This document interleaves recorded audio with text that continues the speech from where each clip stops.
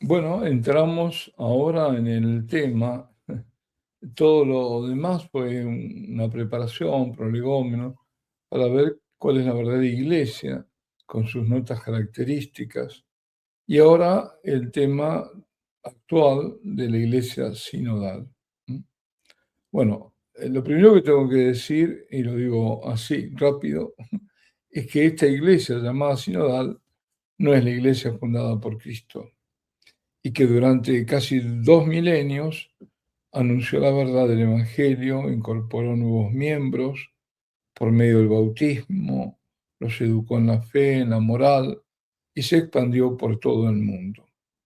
Hablo un poco en pasado, claro que sigue haciéndolo, la verdadera iglesia lo sigue haciendo, pero era la característica, esa es la iglesia de Cristo. Ahora, por sinodal, tal cual lo presentan los alemanes, que empezaron en 2019, y tal cual se desarrolla en el llamado sínodo de la sinodalidad, se entiende una iglesia que quiere cambiar radicalmente su naturaleza y que con eso atenta contra los 4 atributos que estuvimos repasando, para, imitando, copiando al mundo, introducir la democracia. Un gobierno participado con lo que ellos llaman el pueblo de Dios. Es que eso también, la introducción de esta eclesiología incompleta del pueblo de Dios, que es la iglesia del pueblo de Dios, pero sin más, ha llevado, justamente ha preparado el terreno a esto, a una democracia, sabiendo que, por empezar, la iglesia no es democrática, nunca lo fue, y que en qué termina la democracia, en manipulación, ¿no? El pueblo no gobierna nada. Bueno, en definitiva, tal sinodalidad es sinodalismo, es una ideología que se introduce en el cuerpo de la iglesia y que lo intoxica. Y esta suerte de atributo que se le quiere imponer ha podido desarrollarse, bueno, casi sin oposición, porque gran parte de la iglesia está enferma. Sínodo y verdadera sinodalidad de la iglesia es otra cosa. Ahora vamos a ir viendo. Los sínodos eran de obispos para dirimir temas importantes que en general hacían a la fe. También temas disciplinarios, lo vamos a ver. Sinodalidad verdadera, entonces, era de los obispos que con los cardenales sirven de instrumento consultivo para el Papa. No deliberativo, sino consultivo. Por tanto, para no ser confundidos, lo primero a distinguir es entre la sinodalidad de los antiguos sínodos, que era una forma legítima de colaborar por parte de obispos y cardenales con el Papa, con lo que se dio en llamar proceso sinodal o camino sinodal, que es de carácter ideológico, ajeno totalmente a la naturaleza de la Iglesia, fundada por nuestro Señor. Claro, para hacerlo se invoca, se instrumentaliza, diría yo, al Espíritu Santo. Hay que estar abiertos a la sorpresa que nos quiere dar el Espíritu. ¿Es el Espíritu que quiere dar la sorpresa o es un grupo de personas que quieren hacer? El sinodalismo o ideología sinodal es promovido y utilizado para introducir la democratización, subcapa de participación, y así acabar con el orden jerárquico, transfiriendo el gobierno de la Iglesia a los obispos y clero, a las llamadas bases. Y nuevamente apelan a la incompleta eclesiología, como digo, del pueblo de Dios, sin más, para escuchar a ese pueblo, que es una entelequia manipulable. ¿Quién es ese pueblo? Al que se le adjudica la categoría religiosa de índole sobrenatural, llamada sensus fidelium. Consultamos porque estamos consultando el sensus fidelium, cuando en realidad se trata de lo que en política se conoce como vox populi, vox populi, vox dei. Pero eso no es un concepto teológico. Bueno, hagamos un poco de memoria para darnos cuenta de qué estamos hablando. En 2021 Francisco estableció el sínodo de la sinodalidad. Y hagamos un repaso de este tema que es confuso. El sínodo sobre la sinodalidad, que empezó en el 2021, el alemán 2019 y el 2021, fue haciéndose por etapas, comenzando por las iglesias locales, siguió por las nacionales y luego las continentales. Cuando digo locales me refiero a diocesanas, ¿no? Luego las nacionales y luego las continentales, hasta abarcar toda la iglesia. Supuestamente iba a terminar en el 2023, 21, 22 y 23. Pero su conclusión fue primero postergada para 2024. Pero luego, de nuevo, hasta nada menos que octubre del 2028. Y terminará, se ha dicho, con una asamblea eclesial en Roma.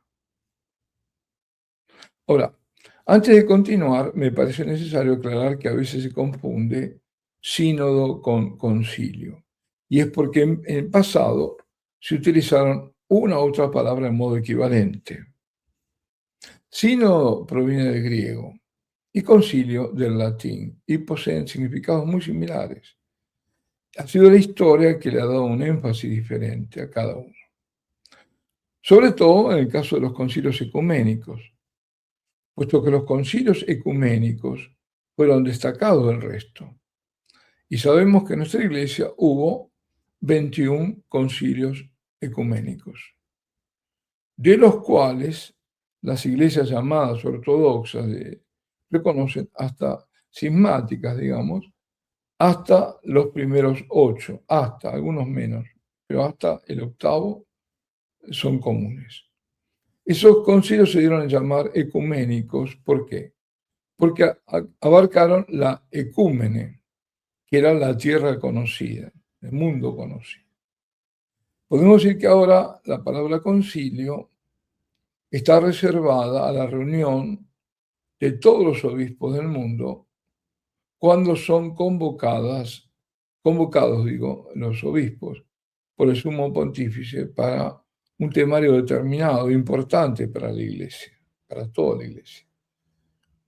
Hasta el Concilio Vaticano II, el concilio, hasta ese, o los demás concilios, emitían documentos legislativos y definían dogmas y condenaban herejías. Fundamentalmente para eso se hacían los concilios. Había un problema, una herejía. Pues bien, el Concilio Vaticano II, en cambio, se destaca porque emitió 4 constituciones dogmáticas que son: la primera ha sido Sacrosanctum Concilium, sobre la Sagrada Liturgia. Después no recuerdo el orden, pero creo que Lumen Gentium, pero lo digo sin el orden cronológico.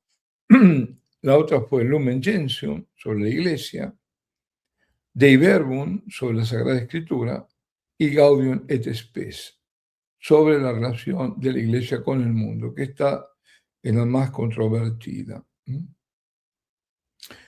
Y fue querido el concilio, esa fue la intención de Juan XXIII cuando convoca al concilio, como concilio pastoral, en el cual no hubo condenas y se introdujo el concepto de el diálogo, la iglesia dialogante. Y eso tiene que ver Gaudium et Spes, ¿no? Bien, en la antigüedad, en los primeros siglos, fueron los emperadores quienes llamaban a concilio. No así el primero de todos. El primero de todos fue el Concilio de Jerusalén, o llamado Concilio de Jerusalén. De este primer concilio participaron apóstoles y presbíteros, siendo Pedro, Santiago, el pariente de Jesús, y Juan las principales figuras, las columnas de este concilio, que eran llamadas columnas de la iglesia, justamente. Pedro la cabeza, Santiago, pero Santiago el menor, y Juan. El tema por el cual se habían reunido era dilucidar la cuestión de la circuncisión, porque había algunos judíos, cristianos judaizantes, que exigían a los nuevos conversos venidos del mundo de la gentilidad, del paganismo, que debían circuncidarse como condición de salvación. O sea, según estos, debían pasar por el judaísmo para poder llegar a ser cristianos. Una vez concluida la convocatoria, los que podríamos llamar padres conciliarios, conciliares que lo eran, enviaron una carta a las comunidades cristianas de la diáspora, en la que les decían: hemos decidido, el Espíritu Santo y nosotros, no imponeros más carga que estas indispensables. Y enunciaban las cargas que eran la prohibición de comer animales sacrificados a los ídolos y abstenerse de la sangre de animales estrangulados y de la impureza. Esto está en, en Hechos, capítulo 15. Los cristianos venidos del paganismo no debían circuncidarse ni atenerse a la observación de la ley mosaica en temas de purificaciones rituales y la ley del sábado. Vamos a dejar aquí para continuar en un próximo vídeo y audio.